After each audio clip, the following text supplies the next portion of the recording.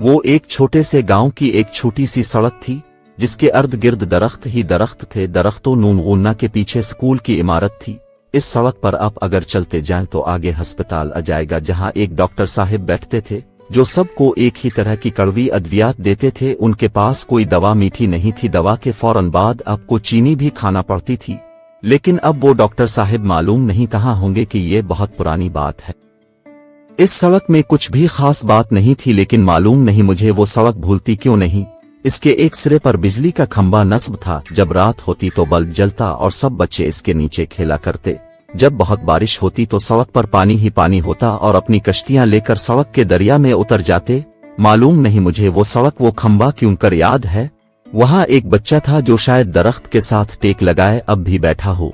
वो जो सारी दोपहर दरख्त के नीचे गुजारता था। इसे गांव से, इस सड़क से और वहां के परिंदों से मोहब्बत थी। इसे इस गांव से मोहब्बत थी जहां अमन और सुकून था। शायद वो अब भी स्कूल की फीस जो इससे राह में कहीं खो गई थी ढूंढ रहा हो। सारी दोपहर निकल गई थी, ढूंढ ढूंढ के थक गया था, लेकिन इसे रुपए ना मिले। बगैर पैसों के ना वो स्कूल जा सकता था और ना घर। मालूम नहीं वो कितनी बार सड़क पर आया और गया था। वो बार बार सूरज को देखता कि कहीं डूब न जाए। ये डूब गया तो अंधेरे में रुपए क्यों कर मिलेंगे, लेकिन सूरज को क्या खबर, सो वो डूब गया। वो परेशान है कर खंबे के नीचे टेक लगाकर बैठ गया। शायद वो अब भी वहां बैठा हो। वो बिल्कुल ही आम सी सड़क थी। वही लड़का के जो मेरे साथ शहर ना आ सका, अपने हम जमातों से झूठ बोलता था कि सड़क के किनारे दरख्तों में जिन परिंदों के घोंसले हैं वो सारे परिंदे इसके दोस्त हैं, और जब बाकी लड़के नहीं होते तो परिंदे दरख्तों से उतर कर आते हैं और वो मिलकर खेलते हैं। सब कहते थे ये झूठ है, ऐसा भला क्यों कर मुमकिन है। सब ने कहा अगर ऐसा है तो हम छप कर बैठेंगे और देखते हैं परिंदे कैसे नीचे आते हैं। सब लड़के झाड़ियों में छप गए और वो लड़का दरख्त के नीचे बैठ गया। परिंदे नहीं आए। परिंदों को क्या खबर कि वो कौन है। वो लड़का बहुत झूठा था। वो ये भी कहता था कि मैं बहादुर हूं और मैं अकेला कई लोगों से लड़ सकता हूं। छठी के बाद इसी सड़क पर चलते हुए 4 लड़कों ने इसकी खूब धुनाई की और इसकी शर्ट के बटन भी तोड़ दिए।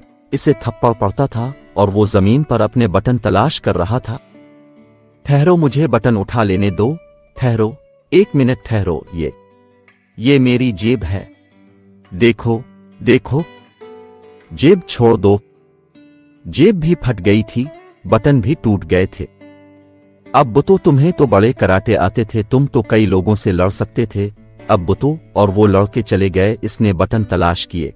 जब सारे बटन मिल गए तो उसे एहसास हुआ कि इसकी कोहनी से खून भी बह रहा। वो वहीं सड़क के किनारे बैठकर रोने लगा। शायद वो अब भी वहीं बैठा रो रहा हो।